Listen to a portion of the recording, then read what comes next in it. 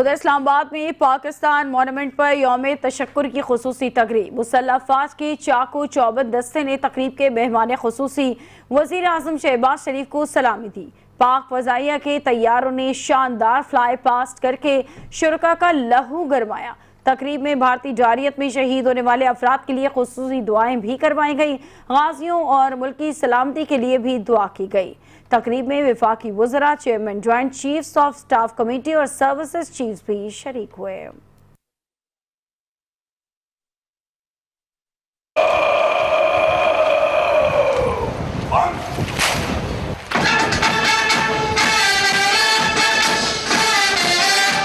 या इलाहुल आलमीन, मुल्क पाकिस्तान की खातिर जान की कुर्बानी देने वाले तमाम गाजियान और शुहदा को रिफ़तें और बुलंदियां अता फरमा।